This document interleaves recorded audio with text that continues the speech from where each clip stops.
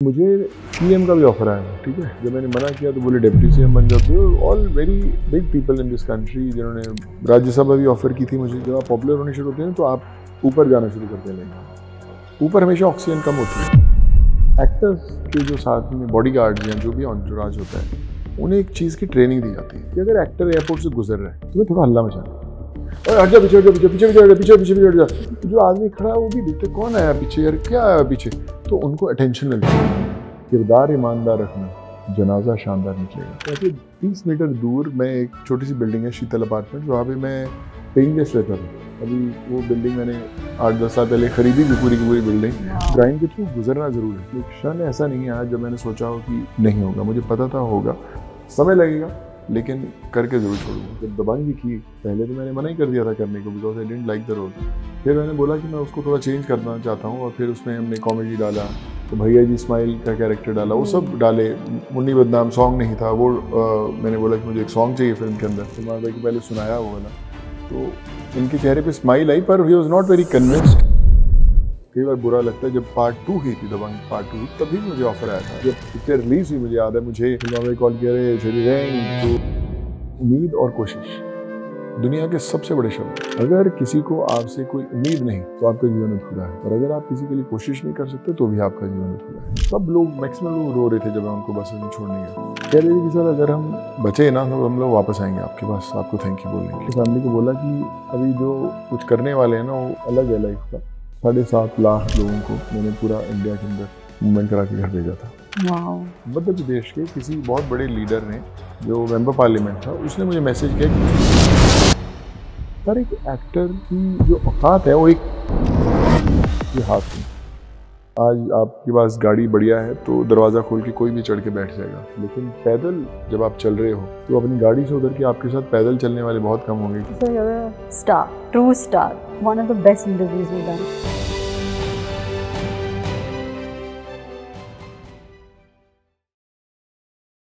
How are you? I'm feeling fab. Yeah. And फतेह का shirt पहना हुआ है in full swing. I just saw the trailer. It's looking fantastic. Very excited. Thank you so much. We just got released a teaser done, but yeah, trailer will be coming in a week's time. But yeah, the response is very good. Thank you. Yeah. Okay, तो मैं आपका एक quote पढ़ूंगी जो आपने कहा था कि जब आप काम बड़ा करते हो तब नाम रह जाता है। जी। So what do you think is in your life वो बड़ा काम जिससे आपका नाम रहेगा? मुझे लगता है कि मैं वैसे इंजीनियर हूँ इलेक्ट्रॉनिक्स में। पंजाब से आए थे इंजीनियरिंग करने के लिए, फिर सोचा कि एक्टर बनना है, बड़े प्रोड्यूसर्स डायरेक्टर्स के साथ काम करना है, वो भी किया, अलग अलग भाषाओं में फिल्म्स की।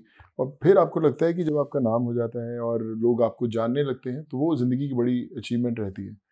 और फिर एक ऐसा फेज़ आता है जब आप एक आम इंसान के साथ जुड़ते हो जिसको आप जानते नहीं हो, आप उसकी उम्मीद बनते हो, उसके लिए कुछ कोशिश करते हो, और वो इंसान जिससे आप कभी मिलते हो या नहीं मिलते हो, आपके लिए ज़िंदगी भर के लिए आपका एक परिवार का हिस्सा बन जाता है। तो मुझे लगता है वो एक सबसे बड़ी अचीवमेंट होती है, मैंने रियलाइज़ किया है। आज भी जब मैं ट्रैवल करता हूँ देश भर में, और कई बार वो लोग मिलते हैं कि सर आपने मुझे यूपी भेजा था, आपने मुझे यहाँ भेजा था। सो मुझे वो किसी भी फिल्म की बॉक्स ऑफिस कलेक्शन से ज़्यादा बड़ी लगती है। तो आई फील सबकी अपनी अपनी चॉइसेस हैं, बट मुझे लगता है कि ये दुनिया मुझे कमाल की लगी। और आपके लाइफ में कोई ऐसा था जो आपके लिए वो उम्मीद बन गया जब आप आए थे, क्योंकि you've come from outside the film industry, और जैसे आपने कहा आप इंजीनियर थे, और फिर आप बॉलीवुड में बॉम्बे में आए, तो आपके लाइफ में वो कौन सा इंसान था जो आपके लिए उम्मीद बन गया? मुझे लगता है कि ज़िंदगी के सफ़र में हर इंसान कुछ ना कुछ सिखा के जाता है। कई बार जो आपको रिजेक्ट करते हैं वो भी आपको सिखाते हैं। जब आप ऑडिशंस करने ऑल द वे टाउन जाते हैं और पूरा दिन बिताते हैं, और वो एक असिस्टेंट डायरेक्टर जो आपके ऑडिशन लेने वाली होती है, वो देख के आपको बोलती नहीं, आप कहीं ना कहीं वो कैरेक्टर लगते नहीं हैं, और रिजेक्ट हो जाते हैं और वापस आप आते हैं, वो भी आपको कुछ सिखाता है। सो मुझे लगता है हर रोज़ हर एक इंसान आपको कुछ ना कुछ सिखाता है, और मेरी जर्नी के अंदर आज भी वो मायने रखता है। तो आपने कैसे डिसाइड किया कि मुझे एक्टिंग करनी है इंजीनियरिंग से? मैंने एक्टिंग के बारे में कभी सोचा नहीं था। जब इंजीनियर थे तो अपने आप कुछ दोस्तों ने बोलना शुरू किया, यार ट्राई कर, जाके एक्टर टाइप लगता है तू। और जान पहचान तो कोई थी नहीं, दिल्ली से सफ़र शुरू किया था as an actor, as a model, और फिर जब मुंबई आए तो मुझे ऐसा लगता था कि कहीं रोड पे घूमते होंगे कोई ना कोई डायरेक्टर प्रोड्यूसर आपको देखेगा, आपको कहेगा अरे यार चल तेरे को कास्ट करते हैं। फिल्म सिटी में मैंने बड़े चक्कर मारता रहा था शुरू में जब आया था, तो वैसा था नहीं। तो जो भी एक्टर्स बनने आते हैं इतनी दूर से आते हैं, सो मुझे लगता है उनके लिए एक बड़ा लेसन ये होना चाहिए कि ज़िंदगी जितनी आसान दिखती है वैसी है नहीं। अगर आप कुछ साल निकाल कर आते हो और खूब मेहनत करने की क्षमता है तभी ये हो सकता है, नहीं तो नहीं। लेकिन ये जो माइंडसेट है ना कि जब भी रिजेक्शन हो जाता है, जैसे आपके ऑडिशंस में शायद रोल के लिए सिलेक्ट नहीं किया, या you go into auditions and you think that मैं फिर से कल आऊँगा दूसरे ऑडिशन के लिए, उस पर एक माइंडसेट होता है जो एक नेवर गिव अप जैसा माइंडसेट होता है। तो आपके लाइफ में ये माइंडसेट कैसे हुआ कि is it all looking too easy, कि अब हम यहाँ पे बैठे हैं तो अभी दिख रहा है कि ठीक है आसान हुआ होगा, बट एट दैट टाइम वो चैलेंज था कि नहीं? मेरी लाइफ में यहाँ से अभी जहाँ पे हम लोग इस समय जूम में बैठे हुए हैं, यहाँ से 30 मीटर दूर मैं एक छोटी सी बिल्डिंग है शीतल अपार्टमेंट, वहाँ पे मैं पेइंग गेस्ट रहता था। एक छोटा सा 1 रूम किचन था वहाँ पे, वो ऑफिस, दिन में ऑफिस ऑपरेट होता था, शाम को सोने की जगह बनती थी। तो हम लोग 6 लोग साथ में रहते थे और उसी ऑफिस में मैंने बड़ा समय बिताया। चंदन टॉकीज़ के सामने था, वहीं कभी पिक्चर देखने आ जाते थे। और ये भी समय होता था कि चंदन टॉकीज़ में क्योंकि स्ट्रगल का दौर था, पेरेंट्स ने बोला कि तू घर ले, सब प्रॉपर ले, तेरे को स्ट्रगल की क्या ज़रूरत है, क्योंकि I was from a good family. But मुझे था कि वो ग्राइंड के थ्रू गुजरना ज़रूर है। मुझे याद है कि चंदन टॉकीज़ में अंदर समोसा महंगा मिलता था, बाहर 7-8-10 रुपए सस्ता मिलता था। तो हम बाहर आके जो बाहर चंदन टॉकीज़ के बाहर जो फूड स्टॉल है वहाँ पे खाते थे। तो ऐसा था कि सेव करके सर्वाइव करना है। हमेशा जितना समय ज़्यादा सर्वाइव कर पाएंगे उतना पॉसिबल है, चांसेस है कि बन पाएंगे। क्योंकि आकर जब रिजेक्शंस मिलती हैं, रास्ते नहीं दिखते, तो चांसेस रहते हैं कि आप थक हार के वापस जाएंगे। बट मेरी लाइफ के अंदर एक बार भी, एक सेकंड, एक क्षण ऐसा नहीं आया जब मैंने सोचा हो कि नहीं होगा। मुझे पता था होगा, समय लगेगा, लेकिन करके जरूर छोड़ूंगा। और इस जर्नी में आपके फैमिली का क्या सपोर्ट रहा? Because father had a set business, mother was a teacher, तो काफ़ी अलग दुनिया है जो बॉलीवुड की दुनिया है, और वो भी पंजाब में, और Bombay is like unforgiving, right? क्योंकि जहाँ पे महंगाई बॉम्बे में है वो कहीं भी और नहीं है। सो आप उनका क्या कहना था कि तू ट्राई कर या वापस आ जा? उन्होंने हमेशा बोला कि तू अगर गया है तो बन क्या। उनका एक बहुत बड़ा सपोर्ट सिस्टम था और उनका विश्वास था जो मुझे हमेशा ऑन द टोज रखता था। मैंने दिल्ली में 5,500 रुपये इकट्ठे किए थे, सेव किए थे out of my morning assignments, और मुझे लगा जब मैं मुंबई आऊँगा तो 1-2 महीने सर्वाइव कर लूँगा, फिर कुछ पैसे आएंगे चलेगा। तो वो 5,500 रुपये थे, वो तो 6-7-8 दिन के अंदर ख़त्म हो गए। और मैंने रियलाइज़ किया तो समय आ गया कि घर से पैसे मंगवाने पड़ेंगे यार। जो सोच के आया था कि घर से मदद नहीं करनी, ग्राइंड के थ्रू गुजरना है, वो तो टाइम ख़त्म हो गया, अभी बुलाने का समय आ गया। तो मुझे याद है कि मुझे पहली एक असाइनमेंट मिली थी, एक जूते की ऐड थी, 3 दिन का काम था, 2,000 रुपये पर डे उन्होंने बोला था, 6,000 रुपये मुझे मिलने थे। फिल्म सिटी में शूट था, मैं वहाँ पे गया और वो ऐड 2 दिन में ख़त्म हो गई। तो मेरी माइंड में कैलकुलेशन शुरू हुई, अरे यार 3 दिन के 6,000 रुपीज़ मिलने थे, अभी तो 2 के 4 ही मिलेंगे। तो फिर अभी स्ट्रगल शुरू होगी। तो मैंने उनसे बोला कि यार देखो, मैंने तो 3 दिन की डेट रखी थी आपके लिए, तो आप तो अभी 6 भी मुझे देना चाहिए। कहते नहीं सर, हम 6 ही देंगे, कोई टेंशन नहीं, आप कीजिए आप। सो वो जो 6,000 आए पहली मेरी कमाई मुंबई में, उससे सर्वाइव करना शुरू किया। And this is how the whole journey started, कि धीरे धीरे कैसे आप आगे बढ़ने लगे। वहाँ से मैं जैसे जो घर बता रहा हूँ, वहाँ पे एक बाजू में बिल्डिंग भी है जहाँ पे मैं कभी फोटोग्राफ्स देने आता था। अभी वो बिल्डिंग मैंने 8-10 साल पहले ख़रीदी भी, पूरी की पूरी बिल्डिंग, तो वहाँ पे भी है। तो वो मैं सोचता हूँ कि ये हम नहीं कर रहे, ये ऊपर वाले ने कुछ ना कुछ आपके लिए प्लानिंग करके रखी हुई है, जिसके कारण ऑटोमेटिकली हो रहा है। मेरे मदर फादर जब मुंबई आए थे, उस समय जो भी मैं अचीव किया था थोड़ा बहुत, they used to feel very proud.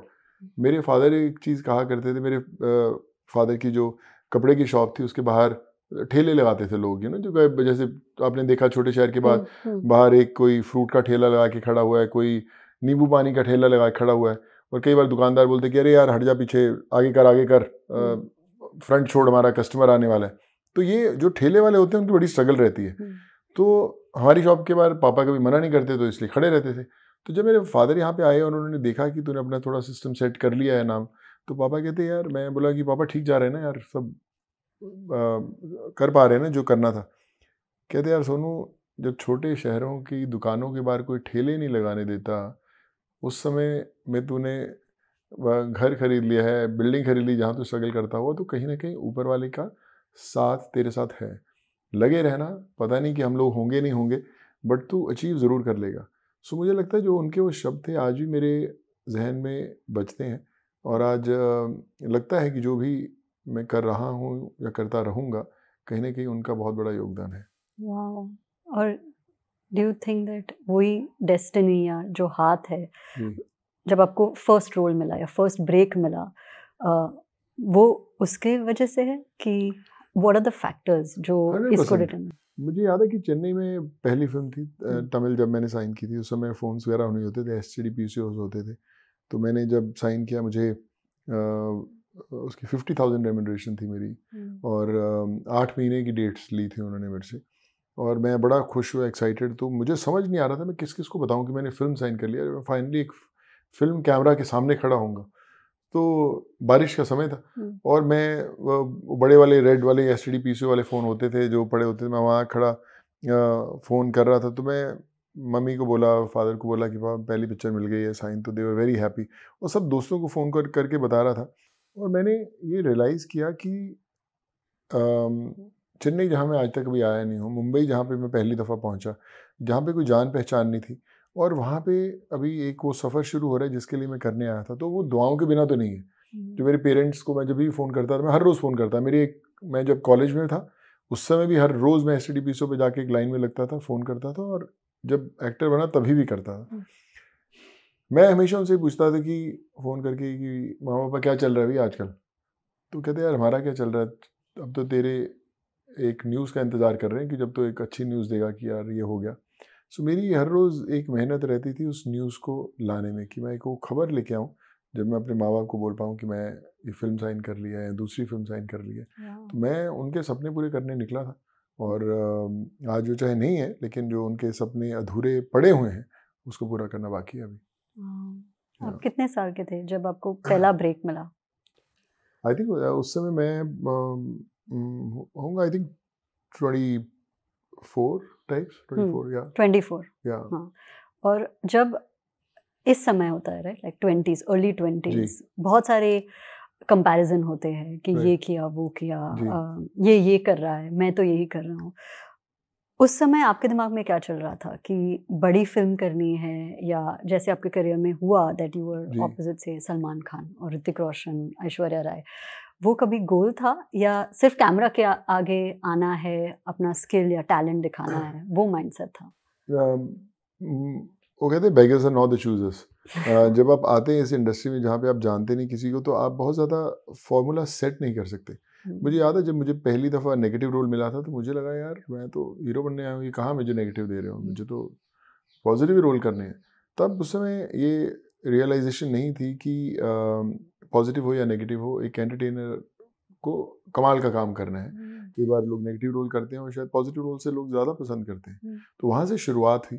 फिर धीरे धीरे जब साउथ ने एक्सेप्ट करना शुरू किया, बहुत सारी ऑफर्स आने लगी। फिर हिंदी की बड़ी बड़ी फिल्म्स की, युवा की मणिरत्नम सर के साथ दबंग हुआ या जोधा अकबर हुई, जितनी जब फिल्में की, तो मुझे अगर आप सच पूछे तो कभी ऐसा ये नहीं था कि इन एक्टर्स के साथ काम करना है या बहुत करना है। मुझे ये था कि मैं जो भी फिल्म करूँ, मैं उसके अंदर अपनी एक प्रेजेंस ज़रूर करूँ। तो इसलिए मैंने जितनी फिल्में की, चाहे करियर के शुरुआत में भी मैंने की। मुझे लिखने का शौक है, तो मैं लिखता बहुत हूँ, डायलॉग बड़े लिखे हैं बड़ी बड़ी फिल्म्स के। तो मैं थोड़ा सा हमेशा रोल अपना जो था मोल्ड करता था। मैं डायरेक्टर को बोलता था कि सर अभी जब नए आते तो वो भड़क भी सकते हैं कि भैया तू कल का लड़का हमें सिखा रहा है कि क्या करना है, तो वो भी डर एक बैठा होता है आपके पास।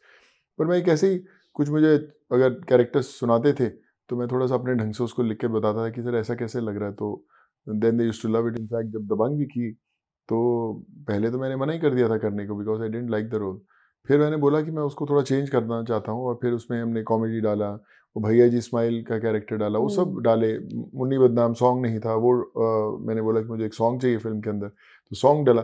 तो फिर बनते बनते बन जाता है। पर आइडिया ये है कि जो आपके साथ टेक्नीशियंस काम कर रहे हैं वो आपके साथ उसी पेज पे हों, सुनने वाले हों। कई बार अगर वो ऐसा बंदा मिल जाए आपको जो सुनने को रेडी नहीं है, तो फिर तो आई मीन जो है वो है। एंड हाउ वाज इट जब आप से सलमान खान के ऑपोजिट है जी, उसको होल्ड करने में भी कुछ लगता है, स्पेशली बिकॉज वो you know you've come through the rung, और फिर टू गेट दैट अपॉर्चुनिटी, और द जो रोल आपने प्ले किया, actually the antagonist brought out the hero. जी, आपके बगैर दबंग नहीं दबंग होती। So how was it? मुझे लगता है कि उस पर काम बड़ा किया। जैसे मैंने बोला कि पहले जो दबंग का किरदार था वो बहुत ही सीरियस था, तो मुझे वो उतना समझ में नहीं आया। जब मैंने मना किया तो मैं नहीं करूँगा, तो अभिनव कश्यप जो मेरे दोस्त हैं उन्होंने बोला कि यार नहीं तू ही कर। तो मैं बोला कि यार ये मुझे उतना समझ नहीं आ रहा। तो फिर जब एक दो बार फ़ोन्स आए वहाँ से, मैंने बोला कि आप मुझे 2 दिन दीजिए, मैं लिखता हूँ इसको अपने ढंग से। फिर मैंने उसके अंदर कॉमेडी के जब स्ट्रीक्स डाले, तो मुझे याद है कि मैंने सलमान भाई को पहले सुनाया वो वाला, तो उनके चेहरे पे स्माइल आई, पर ही वॉज नॉट वेरी कन्विंस्ड कि वो कॉमिक वाला स्ट्रीक हो उसके अंदर, जो छेदी सिंह का रोल था। ये सेट कि यार कॉमेडी मत कर तू, थोड़ा सा सीरियस रख, ऐसा आना चाहिए जब छेदी सिंह आए तो हवा सबकी हिल जानी चाहिए। मैं कह रही हिलेगी अभी, आप देखो मैंने आपको रोल सीन सुनाया कि मैंने वो उसको उनको वो सीन सुनाया था कि बचपन से हम अपने आप को हीरो समझते हैं और तुम हमें विलन बोलते हो। तो मैंने बोला कि ये जो किरदार है छेदी सिंह, ये बहुत सीरियस है पर सिचुएशनल है, मतलब उसकी बात करने का तरीका ऐसा है जो लोगों के चेहरों पे स्माइल ले आएगा। तो अभी मैंने आपको सुनाया, आपके चेहरे पे भी स्माइल आई, तो ये ऑडियंस के चेहरे पे भी स्माइल आएगी जब आई। He was not very convinced, but उन्होंने बोला कि चलो ठीक है करते हैं, साथ में काम करते हैं, तो किया। और जब वो फिल्म आई, स्टिल रिमेंबर एड लैब्स में यहाँ पे फिल्म सिटी में उसका फर्स्ट ट्रायल हुआ था। जब बाहर निकले तो ही ऑल्सो सेड कि यार तू सही था, बहुत वर्क कर रहा है छेदी सिंह।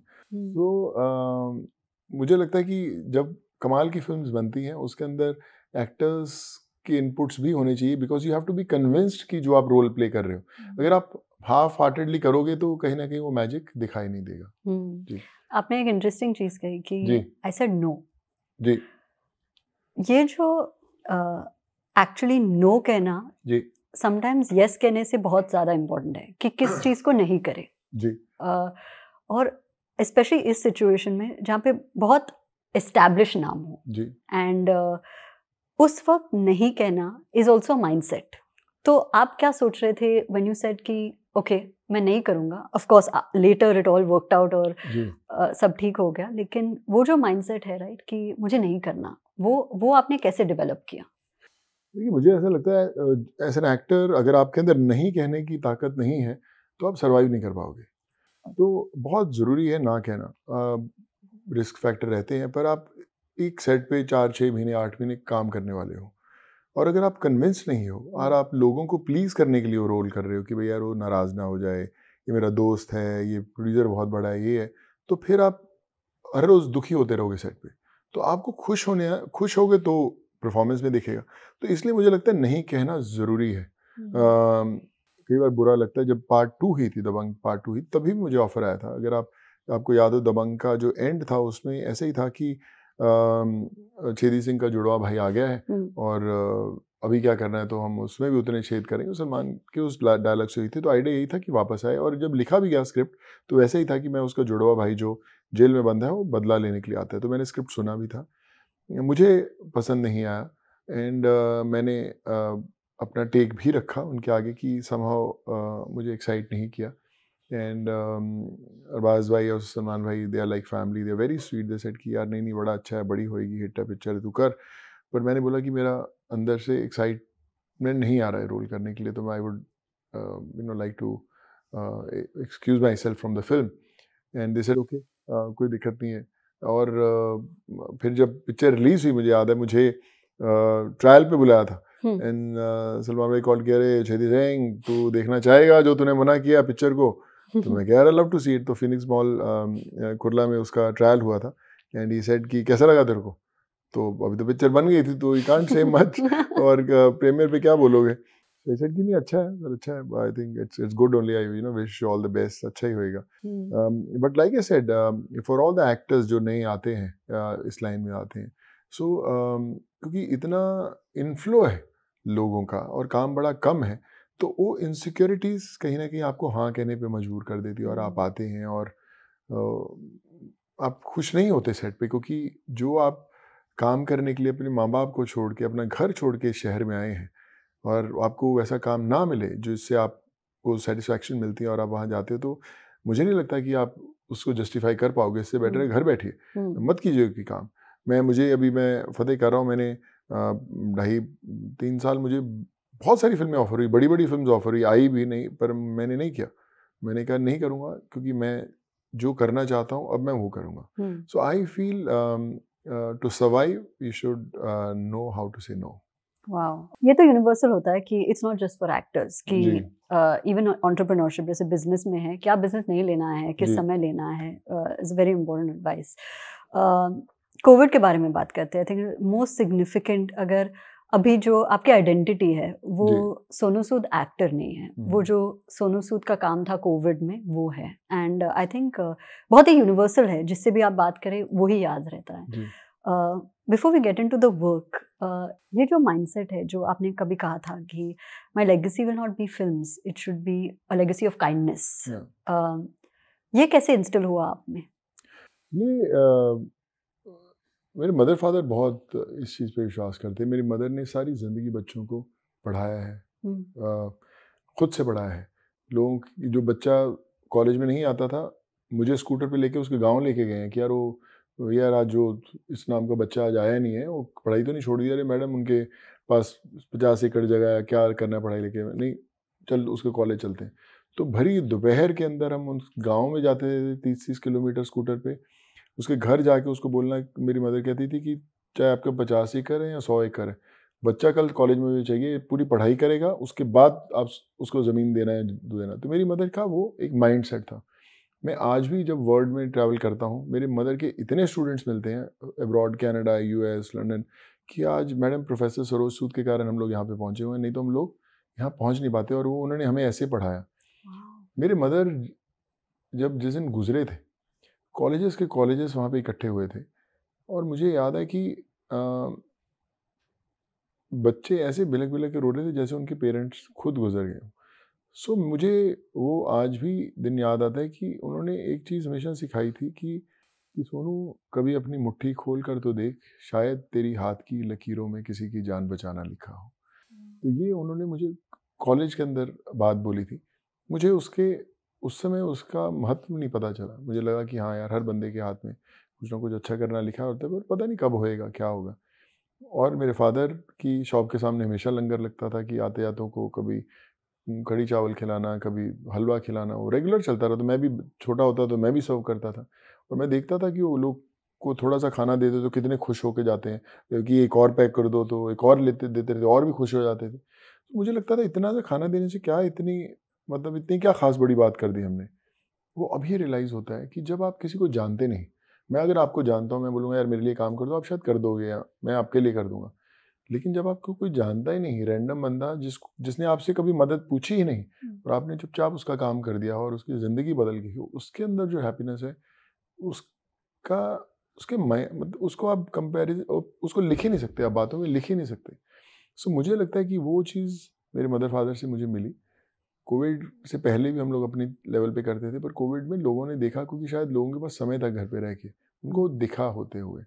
और आई फील ब्लेस्ड कि ऊपर वाले ने मुझे चुना करने के लिए। और आज भी कोविड को आज 4-5 साल हो गए, लेकिन आज भी घर के बाहर मेरे 400-500 लोग हर संडे को पहुंचते हैं और हर रोज़ आते हैं। मैं उनसे मिलता हूं, उनकी एजुकेशन की प्रॉब्लम हो, मेडिकल हो, कुछ भी हो यार, देश भर से सारा दिन मेरे, अभी आप फ़ोन खोल के देखेंगे 1 घंटे बाद तो कई मैसेजेस आए होंगे कि इसका इलाज करा दो, इसके एडमिशन करवा दो। सो मुझे लगता है कि मैं हमेशा बोलता हूँ, उम्मीद और कोशिश दुनिया के सबसे बड़े शब्द हैं। अगर किसी को आपसे कोई उम्मीद नहीं, तो आपका जीवन अधूरा है, और अगर आप किसी के लिए कोशिश नहीं कर सकते तो भी आपका जीवन अधूरा है। तो अब सोचिए, आप जी रहे हैं, आप बढ़िया है सब, हम लोग शूट करते हैं, जाते हैं, शॉपिंग करते हैं, गाड़ी खरीदते हैं, कितने लोगों को आपसे उम्मीद है कि आप उनकी ज़िंदगी बदल सकते हो? नीचे वाला वॉचमैन जो आपकी बिल्डिंग में रहता है वो सोच सकता है कि यार आज ये जाएंगे और मेरे बच्चों की फ़ीस का ध्यान रख लेंगे या कुछ मेरे लिए कर देंगे। सो उम्मीद होनी बड़ी इंपॉर्टेंट है।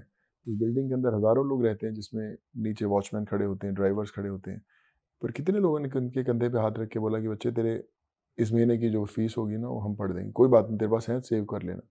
वो एक जो जेस्चर है, जो सडन जेस्चर है, जो अनप्लान्ड जेस्चर होता है, that takes you where you belong.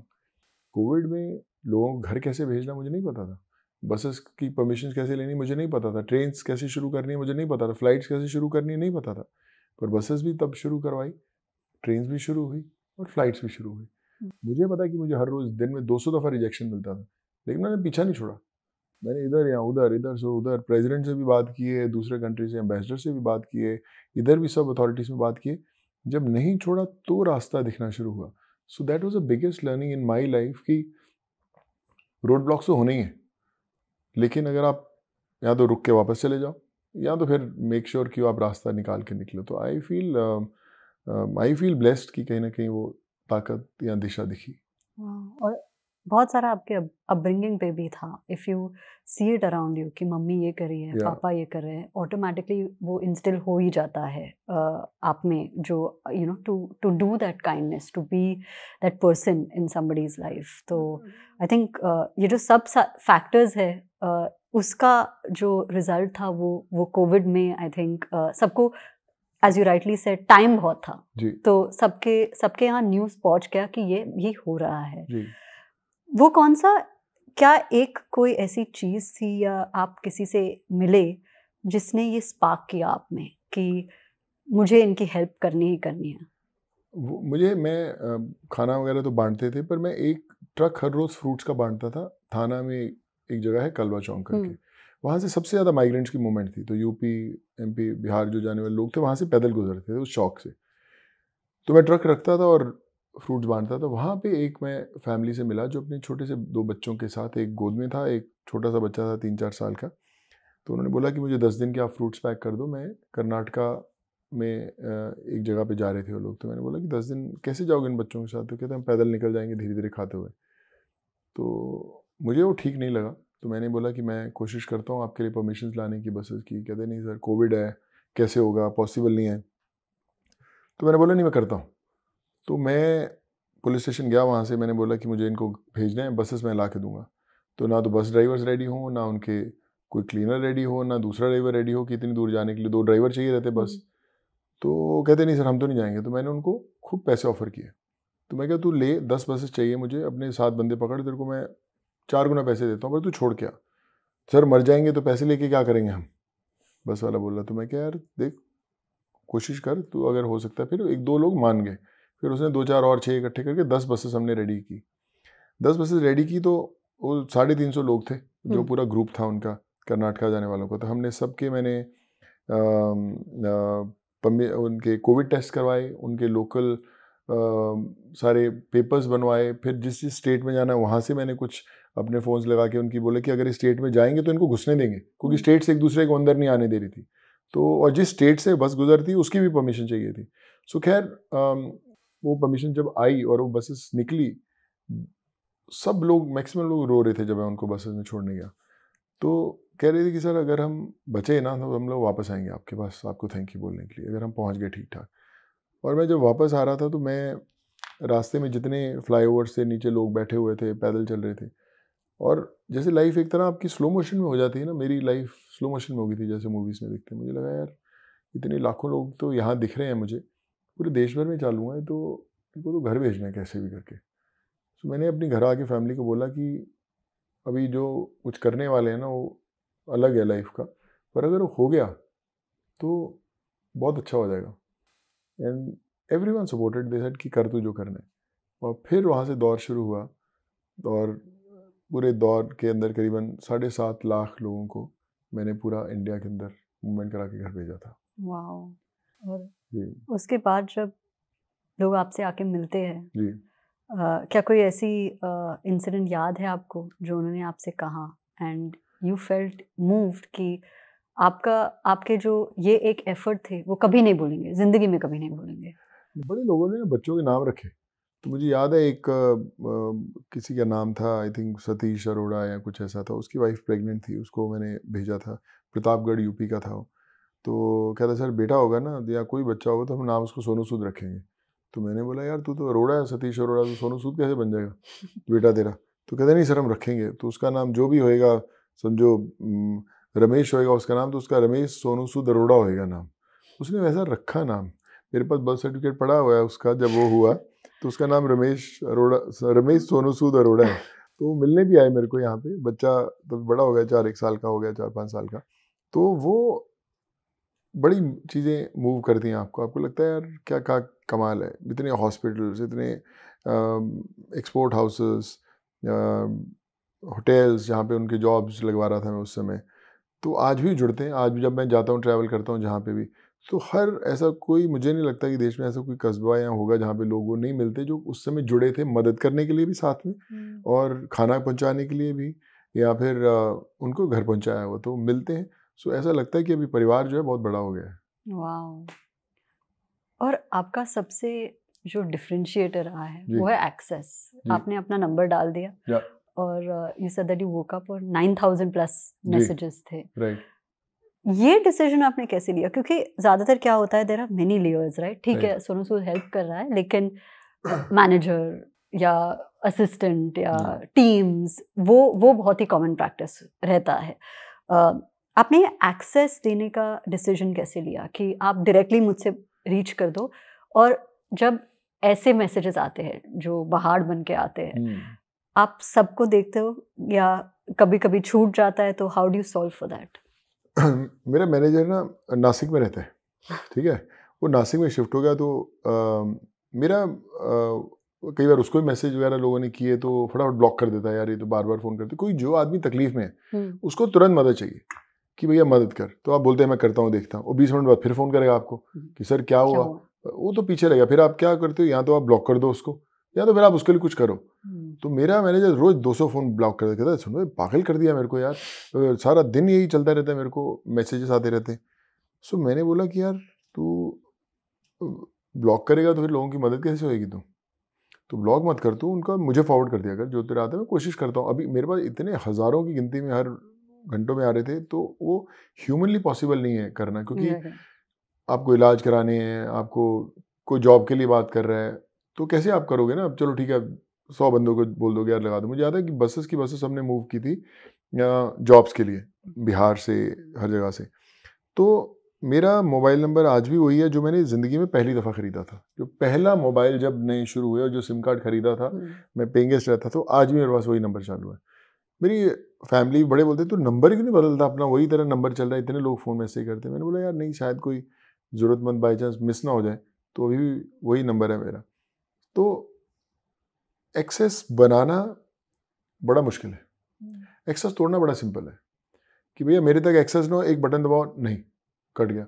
हम आज उस दुनिया में रहते हैं जहाँ पे को एक्टर्स अगर साथ में काम करते हैं ना, तो बहुत, फिर भी वो सोचते हैं एक दूसरे को फ़ोन करने के लिए। वो को एक्टर जो एक्टर है वो अपने मैनेजर को बोलता है कि भैया तू उसकी मैनेजर को बोलना, फिर वो मैनेजर जाके उस हीरो को बोलता है, हीरोइन को बोलता है। इस प्रोसेस से चलते हैं, विच इज़ फाइन। मुझे अपने काम खुद करने की आदत है। मेरी टीम यहाँ बैठी हुई है, देखो सुती बैठी हुई है वहाँ पे, उसको पूछ दिन में कितनी बार फ़ोन करते हैं। मैं इसको 4 दिन हुए मिले को, 5 दिन, 4-5 दिन हुए मिलेगा अपने को, कितनी दफ़ा फ़ोन आते हैं हमारे दिन के अंदर। तो मैं खुद करता हूँ, मैं डिपेंड नहीं रहता हूँ किसी पे। मुझे पता है कि सामने वाला कहीं ना कहीं फ़िल्टर हो जाएगा। सो आई फील हर एक इंसान, चाहे आप एक्टर हो या आप होस्ट करते हो या आप कैमरा संभालते हो या कोई भी काम करते हो, आपकी ताकत आपके हाथ में, आप कितना उसको यूज़ करते हो। भगवान ने जैसे गाड़ी के इंजन सबको उतना ही दिया हुआ है, अब उसमें कितने हॉर्स पावर आप यूज़ करते हो या कितना नहीं करते हो, आप पे डिपेंड करते हैं। अगर आप ज़्यादा यूज़ करोगे तो आपको लगेगा मैं ये भी कर सकता हूँ क्या, मैं अच्छा ऐसा भी कर सकता हूँ। मुझे याद है कोविड के अंदर 12,500 स्टूडेंट फंसे हुए थे फॉरेन के अंदर। एक जगह किर्गिस्तान के अंदर, मुझे किसी ने, मध्य प्रदेश के किसी बहुत बड़े लीडर ने, जो मेंबर पार्लियामेंट था, उसने मुझे मैसेज किया कि मेरा बेटा फंसा, आप निकाल दो। तो मैंने बोला कि सर आप खुद MP हो, तो मैं कहाँ से आपके बेटे को निकालूंगा? कहते नहीं सर आपकी आवाज़ सुनी जाती है, आप करो कैसे भी करके। तो मैं तो कभी किर्गिस्तान गया नहीं, मैंने कोशिश करके थोड़ा निकालना। वहाँ पे 1-2 स्टूडेंट्स को पता चल गया कि सोनू सूद लग गया निकालने के लिए, उन्होंने सारा नंबर जो है मेरा स्प्रेड कर दिया। मेरे पास हज़ारों की गिनती में एक एक मिनट के अंदर मैसेजेस आने लगे सारे स्टूडेंट्स के, वो 12,500 स्टूडेंट और उनके माँ बाप और ये वो सब के भैया और निकाल रहे। तो मैंने बोला यार तुम ऐसे करोगे तो मैं कैसे भेजूंगा, निकालूंगा। मुझे एक ग्रुप बनाओ, हर एक कंट्री का एक ग्रुप हो।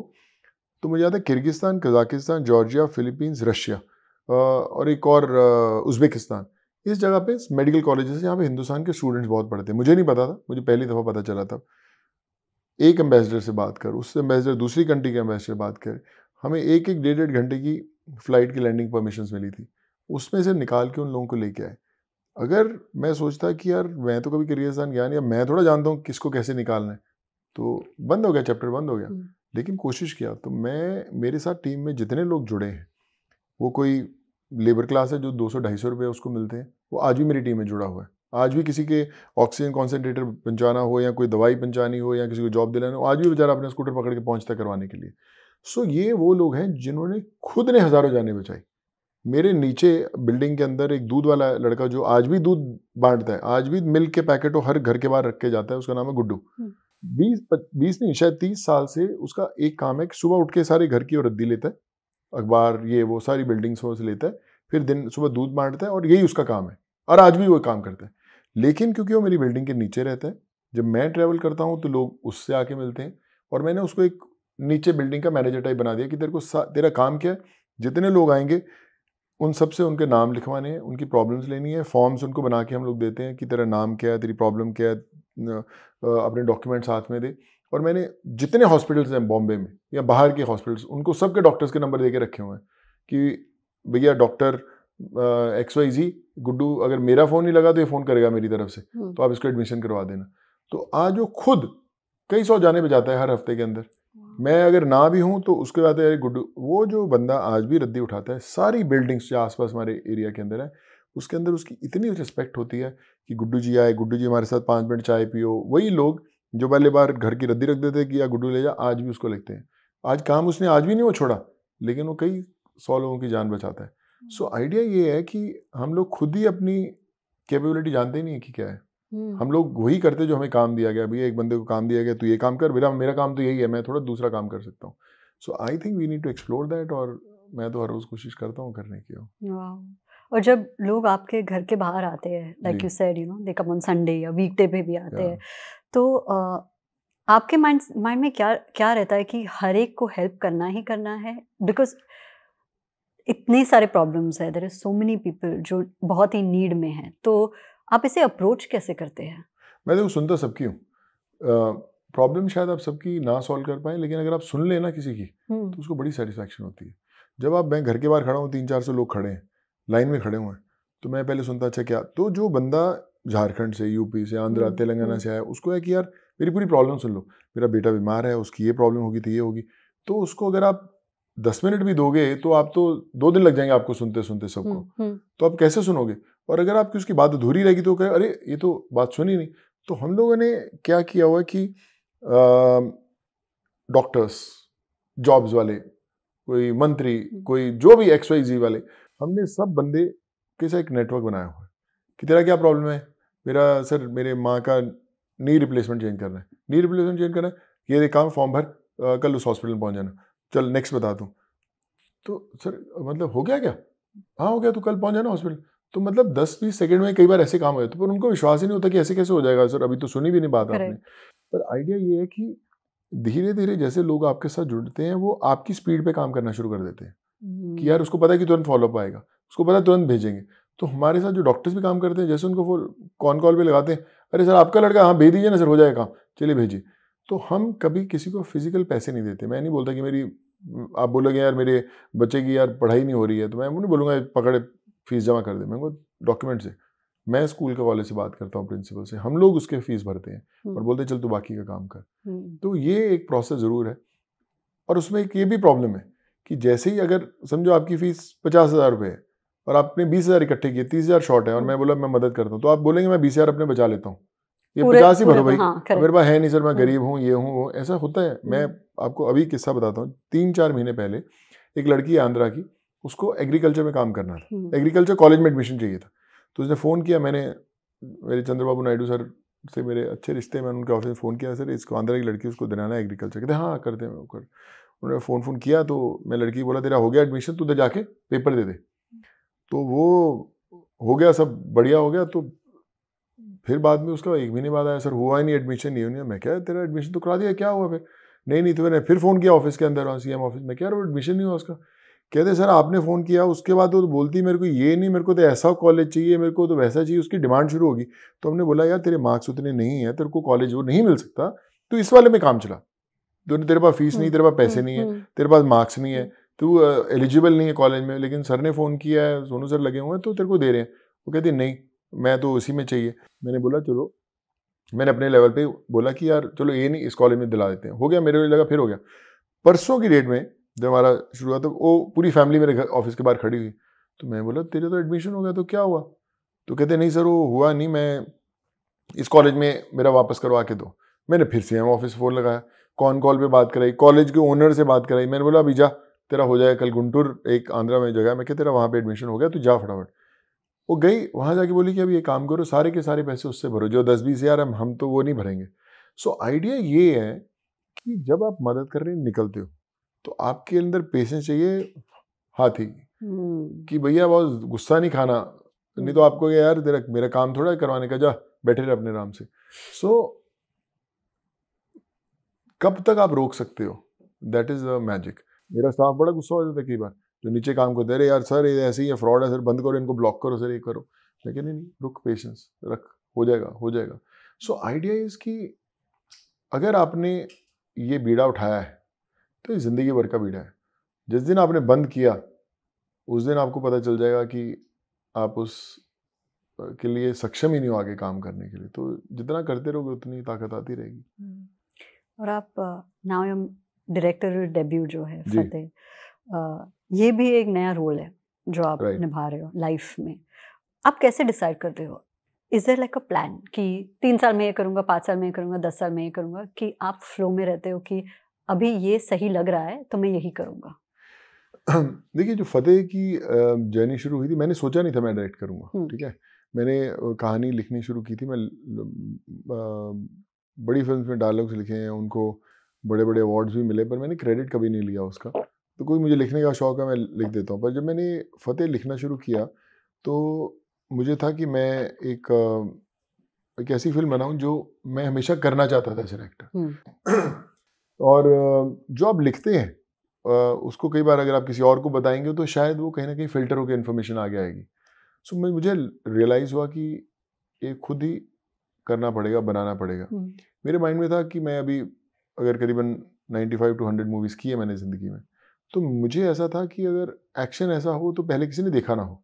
इस तरह की कोशिश की जाए ऐसे एक्शन लेके, यानी कि ऐसे टेक्नीशियंस लेके आए जाएँ, एक ऐसा लुक हो फिल्म का, फिल्म की क्वालिटी ऐसी दिखनी चाहिए। सो मैंने प्रेप बहुत किया था, रेफरेंसेस, लाइट रेफरेंसेस बनाए थे पूरी फिल्म्स के। कैमरामैन को, जो कैमरामैन के गैफर्स होते हैं उनको लाइट रेफरेंसेस थे।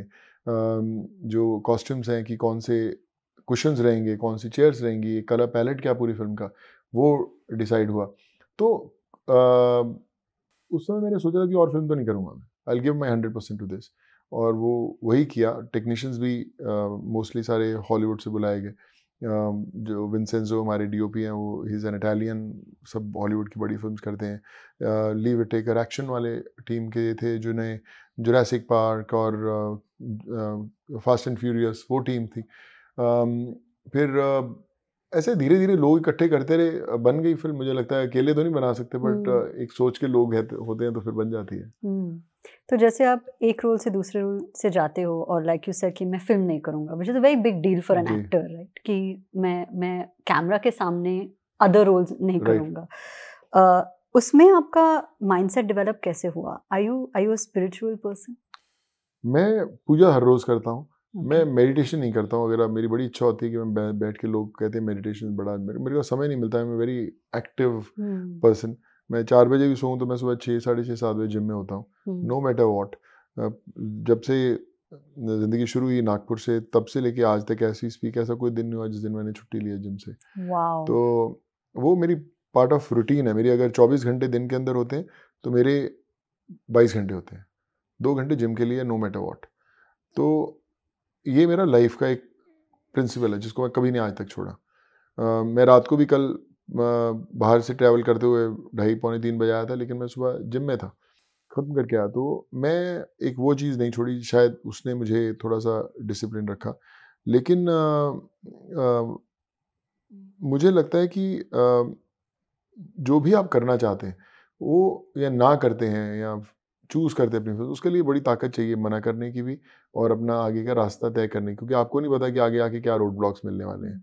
जब फतेह बन रही थी तो मैं फतेह लिख भी रहा था, प्रोड्यूस भी कर रहा था, एक्ट भी कर रहा था, डायरेक्ट भी कर रहा था, कैमरा भी मैं ऑपरेट कर लेता हूँ, भागते हुए सब एक्शन वैक्शन भी कर लेते हैं। एक्शन डिज़ाइन भी किया मैंने कि किस तरह की मुझे एक्शन चाहिए, क्योंकि मैं इतनी फिल्में एक्शन की है, मुझे अच्छा किया एक्शन, सबने बोलते हैं यार एक्शन बड़ा अच्छा करता है, पर मैं जिस तरह लेवल का मैं करना चाहता था मुझे कभी करने का मौका नहीं मिला। सो मुझे बोला ये पिक्चर है, इसमें मैं अपने ढंग से बनाऊंगा action. So we try to make that happen. मुझे याद है कि जब मैंने ली विटेकर को बोला कि मुझे एक ऐसा शॉट चाहिए जो मेरे, इनफैक्ट मैंने अपने दो बेटे को और उसके सारे दोस्तों को एक साथ बिठाया 20-25, मैंने बोला कि तुम लोग क्यों देखोगे फतेह, इसलिए देखोगे कि मैं तुम्हारे डैडी ने बनाई है? नहीं, क्यों देखो पिक्चर, तुम न्यूट्रल हूँ, बताओ। कहता हमें एक ऐसा एक्शन देखना जो हमने कभी हिंदी पिक्चरों में देखा ही ना हो। तो मैंने बोला कि इसकी क्या डेफिनेशन है, हर आदमी कोई 50 करोड़ लगाने को रेडी है, कोई 100 करोड़ लगाने को रेडी है एक्टर, तो ऐसा कैसे एक्शन बनाया जाए? तो माई सन सेड कि डैडी ऐसा एक्शन जिसमें कोई कट ही ना हो, एक सिंगल शॉट चल रहा है उसमें कट ही नहीं हो रहा। तो मुझे बड़ा अच्छा लगा आइडिया, मैंने बोला हाँ चलो करते हैं, ऐसा कुछ करते हैं। फिर मैंने थोड़ी एक स्टोरी बोर्डिंग वाइज उसकी एक्शन डिज़ाइन किया and I called Lee Whitaker US में। मैंने बोला कि यार ली कैसा एक्शन कर रहे हैं जिसमें कोई कट ही नहीं होगा, 60-70-80 आदमियों से लड़ रहे हैं पर कट नहीं हो रहा कैमरा। तो कहते हैं यार it's very nice idea Sonu sir, but we don't have those kind of action guy sir, कि आप 60-70 लोग आपको मिल ही नहीं पाएंगे इंडिया में जो उस लेवल के एक्शन कर पाए, बाहर से मिल पाएंगे। तो हमने फिर मेक्सिको से फाइटर्स बुलाए, साउथ अफ्रीका से बुलाए फाइटर्स, उनको वहाँ ट्रेन किया। उस एक सिंगल शॉट के लिए 2.5 महीने प्रेप हुआ था, 2.5 months हमने उस सिंगल शॉट के लिए प्रेप किया। और जब वो एक्शन आएगा तो you will get to see that. But वो ऐसा एक्शन है कि मैंने हिंदी फिल्म में तो नहीं देखा मुझे लगता है अभी तक, बट आई होप कि जो मेहनत उसको एग्जीक्यूट करने में लगी है उतनी ही ढंग से लोग एंजॉय भी करें उसको। Very exciting and looking forward to seeing it also. Thank you. So let's talk about जो holistic well-being है, right? आपने कहा कि you never not go to the gym. 2 घंटे तो जिम में जाना ही जाना है, तो फिजिकल फिटनेस हुआ। एक कहते हैं कि मेंटल फिटनेस होता है, रहता है, इमोशनल फिटनेस रहता है। आप इन सबको कैसे बैलेंस रखते हैं? और एक जो अगर टिपिकल डे हो आपकी ज़िंदगी में तो वो कैसे दिखेगा? देखिए मुझे लगता है ना कि पहले फिजिकल फिटनेस होनी ही चाहिए, that helps you mentally stay agile. कोई तकलीफें आती, टेंशन आता है तो आप उसको हैंडल कर सकते हैं। Family plays a huge role in the whole system, कि आपकी फैमिली कैसे आपसे रिएक्ट करती है, आपके दोस्त आपके आसपास कैसे रिएक्ट करते हैं, और फिर आपका काम, कि आप किस काम में हो, किस तरह की रिजेक्शन फेस कर सकते हो या कैसे उसको पॉजिटिवली लेते हो। रिजेक्शंस हर समय होती है। मैं हमेशा एक बात बोलता हूँ, एक्टर्स की ज़िंदगी की बात करता हूँ।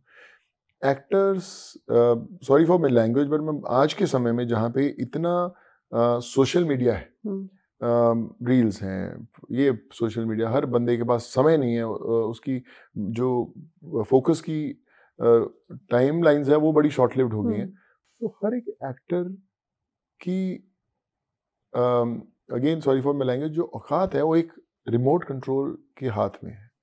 एक जब बंदा शाम को घर पे आता है उसके हाथ में रिमोट होता है, उसको अगर तुमने 1-1.5 मिनट के अंदर, 2 मिनट के अंदर नहीं पकड़ा तो टक से दबाता आप निकल जाते हो। फिर दूसरा आता है, अगर आपने नहीं देखा बटन दबाएंगे, चल आगे निकलेगा। तो वो आपकी इस समय पोजीशन है। So you have to excel, you can't do average thing. देखिए पिक्चर बनाना, अच्छी बनाना, बुरी बनाना किसी के हाथ में नहीं, कल किसी को नहीं पता कौन सी पिक्चर कैसी हो, बट एक एफर्ट जरूर दिखनी चाहिए, कैसी सिंसियरिटी लगनी चाहिए, यार ठीक लग रहा है चलो देखता हूँ, 5 मिनट 10 मिनट देखता हूँ, तब आप सर्वाइव कर सकते हो। अगर आप एक 9 to 5 जॉब जैसे आ रहे हो कि भैया चलो बताओ यार, अच्छा खाना मिल रहा है सेट पे, अच्छे कपड़े मिल रहे हैं, अच्छा पे चेक मिल गया, फॉरेन घूमने को मिल गया, चलो मैंने अपना काम वगैरह किया, चलते हैं। मुझे याद है कि मुझे नरेशन ऐसे होते थे कि यार भैया हम शूटिंग लंदन में कर रहे हैं, वहाँ पे कर रहे हैं पिक्चर, तो बस जाओ करेंगे यार, छुट्टी करेंगे बढ़िया आराम से, हॉलीडे समझ के चलो, फैमिली को ले चलो, थोड़ा सा छुट्टी वुट्टी करें। मैं बोला कि ना छुट्टी करने की तो मैं खुद भी जा सकता हूँ ना छुट्टी करने के लिए, तो मैं वहाँ काम करने जा रहा हूँ, मैं कितना मुझे यूटिलाइज कर रहे हो। आज भी फिल्म्स ऐसी बनती हैं जहाँ पे 5-7 एक्टर्स को बोलते हैं कि चलो साथ में छुट्टी करो, मजे करेंगे, छुट्टी करेंगे। तो मुझे लगता है वो सिनेमा नहीं है। छुट्टी करनी चाहिए, एंजॉय करना चाहिए on the sets, but craft की जो इज्जत है वो नहीं जानी चाहिए। तो इस इकोसिस्टम में क्या आपके फ्रेंड्स हैं बॉलीवुड में, जैसे आप कहते हैं कि देखिए मुझे लगता है सारे फ्रेंड्स हैं, जानते हैं इतने लोगों के साथ काम किया, दोस्त तो सारे ही हैं, पर क्या होता है कि हर बंदा बिजी है। एक होती है सेट्स की दोस्ती कि भैया आप सेट पे 6 महीने आपने साथ में शूटिंग की, रोज उठते हो, खाते पीते हो, ब्रेकफास्ट करते हो, लंच करते हो, डिनर करते हो, ट्रैवल करते हो, सब करते हो, बड़े करीब हो जाते हो दोस्त। फिर वो पिक्चर खत्म हो जाती है, फिर वो दूसरे सेट पे चले जाते हैं, इधर सेट पे चले आते हैं, फिर नए फ्रेंड्स बनने शुरू होते हैं, उनके नए फ्रेंड्स बनने शुरू होते हैं। तो वो अगर आप बोलोगे कि वो दोस्त हैं, पर वो ऐसे दोस्त नहीं जिनके साथ बैठ के आप फोन मारोगे चल मैं आ रहा हूँ भैया तेरे पास आता हूँ, क्योंकि वो अपना बिजी है, कभी आप बिजी हो कभी वो बिजी है। तो एक्टर्स कितना भी बोले, वो they are fond of each other, they like spending time with each other. पर आप बोलेंगे बहुत फ्रेंड्स है तो बहुत रेयर है। लेकिन काम करना साथ में वो भी फ्रेंडशिप है, बड़ी अच्छी है। मैंने I thoroughly enjoyed working with everyone, I am very very close to all of them, but मुझे पता है वो बिजी हैं। मैं उनको फ़ोन करके नहीं बोलता अरे भैया क्या कर रहा है, अरे मैं इधर शूटिंग कर रहा हूँ, आजा मैं सेट पे बैठ के गप्पे मारने जाऊँ। मुझे पता है उसका क्राफ्ट है, मैं उसको क्यों डिस्टर्ब करूँगा यार, या मैं वेट करूँगा उसका शॉट कब खत्म होगा, या वो मेरे सेट पे आएगा वो वेट करेगा कब का खत्म होगा। सो मुझे लगता है आपके फ्रेंड्स जो होते हैं, खासकर इस लाइन के अंदर, हमारी फिल्म लाइन के अंदर, आपकी वो लोग होते हैं जो आपके साथ स्कूल कॉलेज में हों, या आपके साथ non professional out of profession आपके साथ जुड़े होते हैं। मेरे आज भी सारे स्कूल कॉलेज वाले दोस्त हैं, आते हैं बैठते हैं, मेरे पास टाइम हो ना हो बैठे रहेंगे 2 घंटे 4 घंटे, खा पी के अंदर जाएंगे, किचन में जाएंगे, बेडरूम में जाएंगे, घूम फिर के चले भी जाएंगे, मैं उनसे टाइम भी ना बताऊं। वो है दोस्ती। वो दोस्त जो आपसे अरे यार मैं आया हूँ आधे घंटे, तू टाइम ही नहीं दे रहा, तू तो ज़्यादा ही बड़ा बन गया, एक्टर बन गया है, तू तो फलाना बन गया, तुझे, वो दोस्ती नहीं है। दोस्ती वो है कि आप आए, बैठें 2 घंटे 4 घंटे बैठें, आपकी बातचीत ना भी हो, चले गए, वो कहते यार मैं भाई कल आऊँगा, तू बैठा हूँ, और कल भी उसके अंदर उतना ही प्यार और इज्जत हो। वो है दोस्ती। वो मुझे लगता है मैक्सिमम एक्टर्स की उनके प्रोफेशन से बाहर वालों के साथ ज़्यादा होती है। वेरी इंटरेस्टिंग और अलग तरीके का परसेप्शन है इस बारे में। तो सपोर्ट की बात करते हैं, फैमिली सपोर्ट, जो आपने कहा कि बहुत सारा सपोर्ट रहा है, even when you want to do philanthropy, जो आप आउट ऑफ द वे जाते हो, तो उस सेटअप के बारे में आप थोड़ा बात कीजिए कि कैसा रहा है with family, kids, wife, partner. मैं ना हमेशा मेरे एक ये सवाल रहता था और एक डर रहता था। मैं हमेशा ये सोचता था कि जिस तरीके से हमारे माँ बाप ने हमें रेज किया है, क्या हम लोग वैसे अपने बच्चों को रेज कर पाएंगे? क्योंकि आज हम बड़े शहर में रहते हैं, डाइवर्जन बहुत हैं, कुछ हैं, सोशल मीडिया, क्या हम लोग कर पाएंगे? मुझे वो डर लगता था हमेशा। और अभी जब मैं देखता हूँ, I feel happy and proud कि कहीं ना कहीं मम्मी पापा का वो जो स्ट्रीक है उनमें आ गया है। तो जब मैं ट्रैवल करता हूँ तो मेरे बच्चे उनसे मिलते हैं जो बाहर लोग खड़े रहते हैं। उनके जब सोशल मीडिया पे या कहीं उनके पहचान वालों को मैसेज आता है तो दे फॉलोअप की रेडी, उसका यार कैंसर का इलाज था, आपने फॉलोअप किया क्या? मैं बोला हाँ करवा रहा हूँ। They feel very happy, they were very helpful in putting things together. मुझे याद है कि हज़ारों लाखों लोगों का डेटा आता था। माइसा, निशान, अयान बनाते थे कि ये प्रतापगढ़ वाले जाने वाले हैं, ये लखनऊ वाले हैं, ये आंध्रा वाले हैं, तेलंगाना वाले हैं। फिर वो अपनी मेरी टीम से बात करते थे, फिर वो अगले वाली टीम से बात करते। So they were very helpful in that. और मुझे लगता है कि वहाँ उस 4-5 साल के ने उनके अंदर एक अलग बदलाव और एक मेच्योरिटी लेके आए कि how important it is to give back to the society. कितना अच्छा लगता है कि अचानक कोई बंदा आपसे बड़ा खुश हो जाता है। So when they come from the college, वो कभी कॉलेज में अपने वॉचमैन की बात करते हैं, कभी उसके किसी की बात करते हैं, ड्राइवर की बात करते हैं, तो आई फील कि कुछ ना कुछ तो आया है उनके अंदर जो ठीक जो होना चाहिए था। और उनके सपोर्ट के बिना नहीं होता। सोनाली माय वाइफ ने आज तक कभी नहीं पूछा कि हम लोग क्यों अनजान लोगों पे पैसा खर्च करते हैं या उनके ऊपर देते हैं, या हमारे जब होटल था उसमें सब क्यों फ्री में लोग महीनों रुके हुए थे माइग्रेंट्स। वो उल्टा उसने उतना ही सपोर्ट किया है, और नॉट इवन वंस किसी ने पूछा कि आपने ऐसा क्यों किया है, नहीं किया। हम लोग मिलके करते हैं, साथ में करते हैं, और I think we are all on the same page. और इस पार्टनरशिप के बारे में बात करते हैं। Tell us your love story. We love stories at Humans of Bombay. तो आप उस बारे में बताइए। उसको भी मेट इन नागपुर। एक मैं फैशन शो कर रहा था, सोनाली भी फैशन शो करी, जैसे एमेच्योर से फैशन शो होते हैं छोटे शहरों में। ये चलो पढ़ाई कर रहे हो साथ में, एक फैशन शो टाइप कर लिया, वहाँ मुलाकात हुई, हमारी पहले दोस्ती हुई, एंड देन वी थॉट कि you know there are similarities in the thought process which is rare.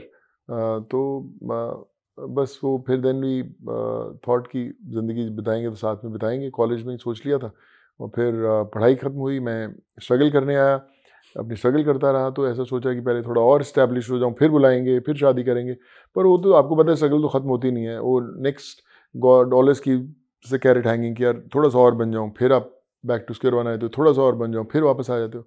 फिर देन सोचा कि यार ये ऐसे ही चलता रहेगा, तो कर लेते। उस समय पेइंग गेस्ट रहता था, मेरे दो दोस्त कॉलेज के जो दोस्त थे नागपुर में पढ़ते थे, एक VFX में था, एक कुछ जूते की इंडस्ट्री में काम करता, वो भी मेरे साथ पेइंग गेस्ट रहते थे, 1 बेडरूम हॉल किचन में रहते थे हम लोग इधर आदर्श में। तो जब शादी हुई सोनाली भी आई उस समय, और वो भी साथ में ही रहते थे जब पेइंग गेस्ट, जब हम छोटे से घर के अंदर चारों लोग रहते थे, तो खाना बनाना, ये करना, वो करना, सब अपनी स्ट्रगल करते थे। कई बार हमारे पास पैसे नहीं होते थे, तो जिसका फिक्स जॉब था उससे पैसे उधार लेते कि ये 2 महीने का रेंट तू दे, 2 महीने बाद जब पैसे आएंगे तब तेरे को देंगे। तो वो फेज़ बड़ा स्पेशल था। और मुझे लगता है कि कोई भी रिश्ते जो हार्ड टाइम से बनते हैं, जो शुरुआत से बनते हैं, वो हमेशा लंबे चलते हैं। आज आपके पास गाड़ी बढ़िया है तो दरवाज़ा खोल के कोई भी चढ़ के बैठ जाएगा, लेकिन पैदल जब आप चल रहे हो तो अपनी गाड़ी से उतर के आपके साथ पैदल चलने वाले बहुत कम होंगे कि चल यार तू पैदल चल रहा है, मैं तेरे साथ चल पैदल चलता हूँ। तो गाड़ी में बैठना आसान है, पैदल चलना मुश्किल है। तो हमें लोग वही ढूंढने चाहिए जो हमारे साथ पैदल चल सके। That's very special. तो आज अगर मैं पूछूं कि सोनू सूद को मोटिवेट क्या करता है, आप क्या अचीव करना चाहते हो? जो लोग कहते हैं ना कि ये करना है, वो करना है, आपके इतने सारे डायमेंशंस हैं, तो आपको सबसे ज़्यादा मोटिवेट क्या करता है? मुझे लगता है हम ना सारी ज़िंदगी प्रोफेशन कोई भी, हम लोगों को प्लीज़ करने में लगे रहते हैं कि यार मैंने काम किया और सामने वाले को कैसा लगा, मैंने अच्छी टी शर्ट पहनी तो सामने वाले को अच्छी लगी नहीं लगी, मैं अच्छा बैग पकड़ा यार सामने वाले को कितना इंप्रेस किया।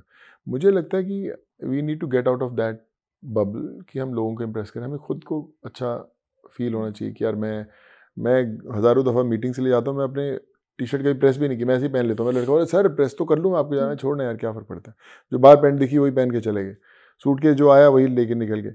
सो वो एक वो दौर था जब बड़ी ध्यान से देखा था। मुझे लगता है वो सारी एक प्लास्टिक दुनिया है जिसके अंदर हम अपने आप को बांधने की कोशिश करते हैं। And if we evolve from that और हम लोग उस चीज़ों से बाहर परे निकल आएँ, तब आपको एक खुद से सेल्फ इंट्रोडक्शन होती है कि यार बॉस दुनिया इन मटीरियलिस्टिक चीज़ों से बहुत आगे है, बहुत बड़ी है, बहुत स्पेशल है। तो I think we all need to identify that and make sure कि we live in a world where we can speak to ourselves, our inner soul. So I ask you a very popular question. Do you ever get into politics? देखिए मुझे CM का भी offer आया हुआ, ठीक है। फिर मुझे जब मैंने मना किया तो बोले डेप्यूटी CM बन जाओ, तो भी ऑफर आया हुआ था। And they were all very big people in this country, जिन्होंने राज्यसभा भी ऑफर की थी मुझे कि आप राज्यसभा ले लो, आप आओ, आपको क्या ज़रूरत है पॉलिटिक्स में आने की, लड़ने की क्या ज़रूरत है। बड़ा एक्साइटिंग दौर होता है जब बड़े बड़े लोग चाहते हैं कि आपसे मिलना चाहते हैं और चाहते हैं कि आप कुछ कर लो इस दुनिया में आके। बड़े लोग भी नहीं है, जो आम आदमी है वो चाहते हैं कि आप जैसे, वो तो चाहते ही हैं। हाँ देखो वो तो चाहते हैं, लेकिन एक और बड़ा दौर भी होता है जब आप देखिए, जब आप पॉपुलर होने शुरू होते हैं तो आप ऊपर जाना शुरू करते हैं लाइफ में। ऊपर हमेशा ऑक्सीजन कम होती है, हम जाना चाहते हैं ऊपर, लेकिन ऑक्सीजन बड़ी कम होती है ऊपर, तो आप कितना ब्रीथ कर सकते हो वो बड़ा इंपॉर्टेंट है। सो आप, मुझे किसी ने बोला यार इतनी बड़ी तेरे को ऑफर्स कर रहे हैं, डिप्टी CM की ऑफर करते हो, तू करता नहीं। तुम्हें पता है कि तुम्हारी इंडस्ट्री में कितने बड़े बड़े एक्टर्स सोच भी नहीं सकते बनने के लिए और आप करते हो। तो मैं बोलता हूँ पॉलिटिक्स में लोग दो चीज़ों के कारण आते हैं, एक पैसा कमाने, दूसरा पावर के लिए। मुझे दोनों का क्रेज़ नहीं है, मदद करने के लिए वो मैं वैसे ही कर रहा हूँ। सो मुझे पता नहीं कि मैं उस दुनिया में आके कितना कंफर्टेबल हो पाऊँगा। कल मुझे कोई एक ऊपर वाला मुझे बोलेगा भैया बॉस वो काम नहीं करना, आप ऐसे मदद नहीं कर सकते किसी को, तो मैं रुक जाऊँगा। अभी मैं किसी से पूछता नहीं, अभी मुझे किसी की मदद करनी है, चाहे कोई जात हो, भाषा कौन सी हो, उसका रिलीजन कौन सा, मैं पूछता ही नहीं, मैं अपने लेवल पे करता हूँ। कल हो सकता है मैं किसी को आंसरेबल हो जाऊँ, तो मुझे उस चीज़ का डर लगता है कि मेरा कहीं ना कहीं फ्रीडम छूट जाएगा। मेरे पास सिक्योरिटी आ जाएगी बड़ी तगड़ी, मेरे पास दिल्ली में घर आ जाएगा, मेरे पास एक ओहदा आ जाएगा, एक किसी ने बड़ा बोला था कि यार तुम्हारे पास एक लेटर हेड आएगा जिसपे गोल्ड एम्बलम का एक सरकारी स्टैंप लगी रहती है, बहुत पावर होती है भाई उसके अंदर। तो मैंने बोला अच्छा लगता है यार, मेरे को भी सुनने में अच्छा लगता है, पर अभी मैं फ़िलहाल तैयार नहीं। मैं भी कुछ सालों बाद यस हो जाऊँ, पता नहीं मेरे माइंड में एक दिन सेट आएगा कि नहीं बॉस करना है, देश के लिए करना है, शायद इसी रास्ते पे आगे करना हो सकता है। I am not against politics and I totally respect politicians. मेरे बहुत सारे दोस्त हैं, बहुत सारे दोस्त अच्छा काम करते हैं, और मुझे लगता है कि मेरे अंदर अभी एक्टर डायरेक्टर अभी भी बहुत बाकी है तो बनाना है। This is the word that I love, cinema is something I love very much. और जब लगेगा कि ये बहुत हो गया, अभी कुछ और करना है, तब सोचेंगे, लेकिन फ़िलहाल एक्टर हूँ, डायरेक्ट भी करूँगा, एक्ट भी करूँगा। तो उम्मीद है कि अब कभी पॉलिटिक्स में आ भी सकते हैं? आ सकता हूँ, बिल्कुल आ सकता हूँ। Never say never. Never say never. मैं हमेशा बोलता हूँ हो सकता है। ओके। सो बहुत सारे यूथ हमारा चैनल देखते हैं, तो उनको आप क्या एडवाइस दोगे जस्ट लाइफ जीने की, राइट? क्योंकि बहुत सारे लोग टाइमलाइन में घुस जाते हैं कि इतने तक ये करना है, फिर ये करना है, फिर ये करना है। कंपैरिजन बहुत रहती है सोशल मीडिया पे, जैसे आप जानते हो कि आप दूसरों की लाइफ देखते हैं और सोचते हैं कि मुझे वो लाइफ चाहिए, और खुद की लाइफ पे यू स्टार्ट कंपेयरिंग। तो आप एडवाइस क्या दोगे यूथ को? एक बड़ी कमाल की फिल्म में देखा था, the best plan is no plan, because when you make plans then God has some different plan for you. तो आप प्लान के साथ ज़िंदगी चला ही नहीं सकते हो आपकी। मैं जब मुंबई आया था, मैंने सोचा था मैं 1 साल स्ट्रगल करूंगा, अगर हुआ हुआ, नहीं तो जाके पापा की शॉप देखूंगा। 1 साल में तो मुझे यहाँ के रास्ते पता नहीं चले, सड़कें नहीं पता चली कौन सी बांद्रा जाती है और कौन सी वर्ली जाती है। सो प्लान होने चाहिए, पर आप प्लान के हिसाब से ज़िंदगी नहीं चला सकते हो।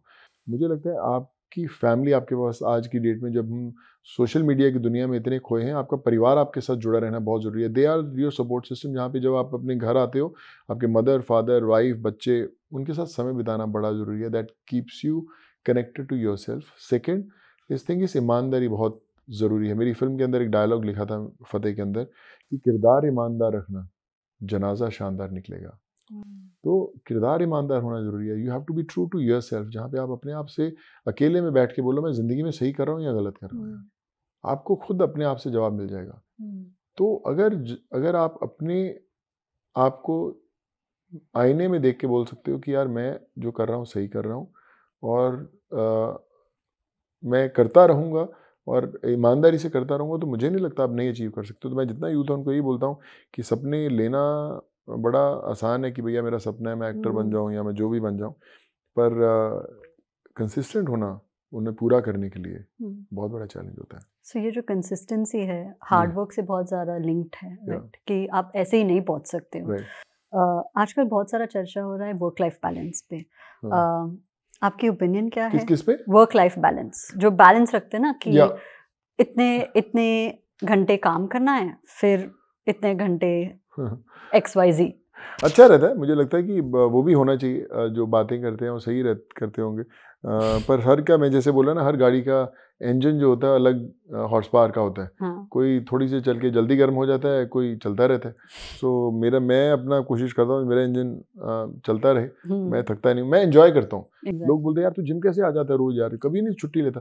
मैं एंजॉय करता हूँ, मैं I look forward going to the gym, कि मैं यार कैसे सुबह, कई बार मेरी नींद जल्दी खुल जाती है 4:30-5 बजे, यार अंधेरा, यार जिम खुला ही नहीं है, 6-6:30 बजे खुलेगा तो कैसे करूँ मैं।